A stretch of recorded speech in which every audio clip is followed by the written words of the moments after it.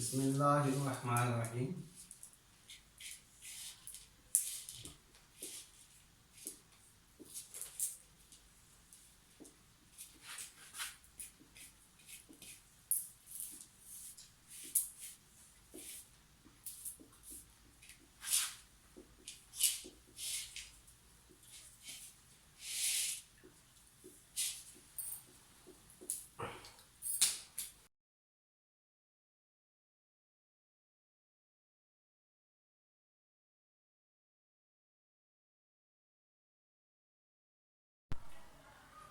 الحمدللہ الحمدللہ حمدا کثیرا طیبا مبارکا فیہ، اللہم لا احصی ثناء علیک انت کما اثنیت علی نفسک، اللہم صلی علی محمد وعلی آل محمد کما صلیت علی ابراہیم وعلی آل ابراہیم انک حمید مجید، اللہم بارک علی محمد وعلی آل محمد کما بارکت علی ابراہیم وعلی آل ابراہیم انک حمید مجید۔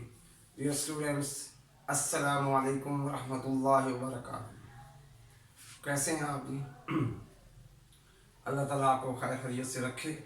اسٹوڈنٹس، ہم نے سورۃ الفرقان پڑھ لی ہے، ابھی ہم نئی سورۃ الشعراء، اس کا لانگ کویسچن سمجھیں گے۔ ڈیئر اسٹوڈنٹس، اس سورت کا ترجمہ نہیں ہے، صرف لانگ کویسچن ہے، شارٹ کویسچن ہے اور ایم سی کیوز ہے، اور ان لانگ کویسچن کے اندر ہی شارٹ ہے۔ اگر آپ نے یہ ہیڈنگ دیکھ لی ہیں، ان ہیڈنگ کے اندر ہی شارٹ کویسچن آپ کے ہوتے ہیں۔ سب سے پہلے آپ سینٹر میں ہیڈنگ دیں گے سورۃ الشعراء، پھر اس کا تعارف لکھنے سے پہلے تھوڑا سا سورۃ شعراء کے بارے میں آپ کو بتانا چاہوں گا۔ شاعر کی جمع ہے شعراء، شاعر۔ تو اللہ تعالیٰ نے شاعروں کے نام پہ سورت رکھ دی کہ شاعر کیسے لوگ ہیں، اس میں بتایا گیا ہے۔ اور اس کے تعارف میں آپ یہ لکھیں گے کہ یہ سورت مکی ہے، مطلب یہ ایک ہجرت مدینہ سے پہلے نازل ہوئی ہے، اور اس کی آیات ہیں 227، 227 آیات ہیں۔ پھر اس کی خصوصیت کیا ہے؟ اس سورت کی خصوصیت یہ ہے کہ آیات کے لحاظ سے سب سے طویل ترین مکی سورت ہے، سب سے زیادہ آیات اس میں ہیں۔ اور وجہ تسمیہ کے نام شعراء کیوں رکھا گیا ہے؟ اس کا نام اس لیے رکھا گیا ہے کہ اس میں اچھے اور برے شاعروں کی خصوصیات بیان کی گئی ہیں، کہ اچھے شاعر کون سے ہیں اور برے شاعر کون سے ہیں۔ اکثر اللہ نے بلیم کیا ہے وَالشُّعَرَاءُ يَتَّبِعُهُمُ الْغَاوُونَ، اور شعراء کی پیروی بہکے ہوئے لوگ کرتے ہیں۔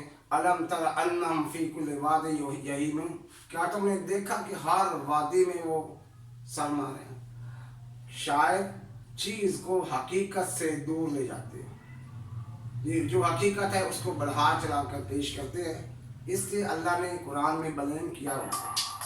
لیکن فرمایا کہ ایسے شاعر جو ایمان اور عمل صالح کی دعوت دیں، ایمان کی بات کریں، عمل صالح کی بات کریں، اور مسلمانوں کے حوصلوں کو بلند کریں، یہ اچھے شاعر ہیں۔ مسلمانوں کے حوصلوں کو بلند کریں، ان کے جذبہ جہاد کو ابھاریں، ایسے شاعر ٹھیک ہیں۔ خلاصہ کیا ہے؟ سابقہ انبیاء کے واقعات کے ذریعے مسلمانوں کو تسلی دیں۔ آپ دیکھیے مکہ میں مسلمان پریشان ہیں، مارے کھا رہے ہیں، تو پچھلے انبیاء کی دعوت کہ کتنے سال نوح علیہ السلام نے دعوت دی، ایمان لانے والے کتنے ہیں، ان کے واقعات سنا کر مسلمانوں کو تسلی دی گئی ہے کہ پریشان نہ ہوں، ایک وقت آئے گا کہ یہ دین اسلام پوری دنیا میں غالب ہوگا۔ اللہ نے ایک مقصد بیان کیا، هو الذی ارسل رسولہ بالہدی ودین الحق لیظہرہ علی الدین کلہ۔ اللہ کے نبی کے آنے کا مقصد بیان کیا گیا کہ اس اللہ نے نبی صلی اللہ علیہ وسلم کو مبعوث کیا هو الذی ارسل رسولہ بالحق، کہ اس دین کو دوسرے دینوں پر غالب کیا جائے، لیظہرہ علی الدین کلہ، تمام دینوں پر اس کو غالب کیا جائے۔ کیوں غالب کیا جائے؟ ان الدین عند اللہ الاسلام، اب اللہ کے ہاں قابل قبول دین دین اسلام ہے۔ ومن یبتغ غیر الاسلام دینا فلن یقبل، دین اسلام کے علاوہ اب کوئی اور دین وہاں قبول نہیں ہوگا۔ فلاح کا راستہ دین اسلام ہے۔ مضامین حضرت محمد صلی اللہ علیہ وسلم کو تسلی دی گئی ہے، پچھلے انبیاء کی دعوت بیان کی گئی ہے، آپ دعوت دیتے جائیں، انک لعلی ھدی مستقیم، آپ سیدھے راستے پر ہیں اور شانم، اور اس میں سابقہ انبیاء کی ثابت قدمی، ان سابقہ انبیاء علیہ الصلوۃ والسلام نے قوم کو دعوت دی، قوم نہیں مانی تو انہوں نے دعوت کو نہیں چھوڑا، دعوت دیتے گئے۔ پھر جنہوں نے کلمہ توحید اس کو قبول کیا، وہ کلمہ ان کو نجات دلائے گا۔ تمام انبیاء کی دعوت کلمہ توحید ہے، شرک کی دعوت کسی نبی نے نہیں دی، تمام انبیاء کی دعوت توحید پر مبنی ہے۔ بعد میں لوگوں نے اس دعوت میں تبدیلی کر کے اس میں شرکیہ چیزیں شامل کی، اور آگے یہ بیان کیا گیا کہ ایمان والے ہی کامیاب ہوں گے۔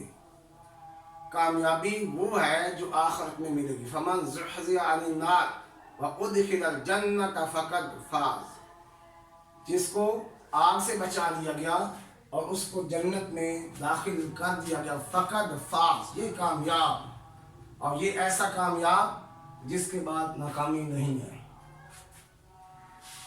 پھر اس صورت میں نافرمان قوموں کے حالات بیان کیے گئے ہیں اور ان کی سزا کا بیان ہے، اور اس میں یہ بتایا گیا کہ ان قوموں کے حالات اور واقعات سے سبق سیکھ کر اپنی اصلاح کر لیں، دنیا اور آخرت کی سزا سے بچے۔ پھر اس میں قرآن کے فضائل اور حقانیت کی یہ سچی کتاب ہے، اور اس میں جبرائیل علیہ السلام کے ذریعے نازل کی گئی ہے۔ نازل بہ الروح الامین، ایک ایمانت دار فرشتے کے ذریعے اس کو نازل کیا گیا ہے، جس نے اس میں کوئی خیانت نہیں کی، ایز اٹ از۔ اس فرشتے نے اللہ کے نبی صلی اللہ علیہ وسلم کو بیان کیا، قرآن مجید آ کے سنایا، اور اللہ کے نبی صلی اللہ علیہ وسلم نے صحابہ کو سنایا، صحابہ اس کو لکھ لیتے تھے۔ تو یہ وہ کتاب ہے جو ایز اٹ از ہمارے پاس موجود ہے، جیسے نازل ہوا، اور یہ عربی زبان میں ہے، اور اس کے اندر شاعروں کی کمزوریاں جیسے پہلے بیان کیا کہ یہ شاعروں کی پیروی بہکے ہوئے لوگ کرتے ہیں، لیکن ایمان اور عمل صالح کی دعوت دینے والے شاعر وہ کامیاب ہوئے ہیں۔ آخر میں آپ نے علمی اور عملی نکات لکھنے ہیں۔ نمبر 1 کہ قرآن مجید میں زندگی گزارنے کے تمام اصول موجود ہیں۔ اس میں نقطہ کیا ہے کہ ہمیں بھی قرآن کی تعلیمات کے مطابق زندگی گزارنی چاہیے۔ دوسری بات، ہمیں عربی زبان سیکھنی چاہیے۔ کیوں جی؟ عربی قرآن کی زبان ہے، اور عربی اللہ کے نبی کی زبان ہے، اور عربی جنت کی زبان ہے، تو عربی سیکھنا بھی ثواب، کیونکہ قرآن کی زبان ہے۔ نیکسٹ پوائنٹ ہے شیطان، جھوٹے لوگوں کا، شیطان کی پیروی کرنے والے جھوٹے لوگ ہیں، جو جھوٹے اور گناہگار لوگ ہیں، شیطان ان کا ساتھی ہے، لہٰذا ہمیں شیطان کے ساتھ دشمنی رکھنی چاہیے، وہ ہمارا کھلا دشمن ہے۔ اور آخر میں ایمان، عمل صالح، اللہ کا ذکر کرنا اور ظالموں کو جواب دینا اچھے شاعروں کی خوبیاں ہیں۔ ایمان، عمل صالح، اللہ کا ذکر اور ظالموں کو جواب دینا، یہ اچھے شاعروں کی خوبیاں ہیں۔ اب دیکھیے حضرت حسان بن ثابت رضی اللہ تعالیٰ عنہ شاعر رسول ہیں، کافروں کو شعروں کے ذریعے جواب دے رہے ہیں، مسلمانوں کی جذبہ جہاد کو بلند کر رہے ہیں۔ یہ ہے اچھے شاعروں کی خوبیاں۔ جو کچھ پڑھا سنا، اللہ عمل کی توفیق عطا فرمائے۔ وما علینا الا البلاغ المبین.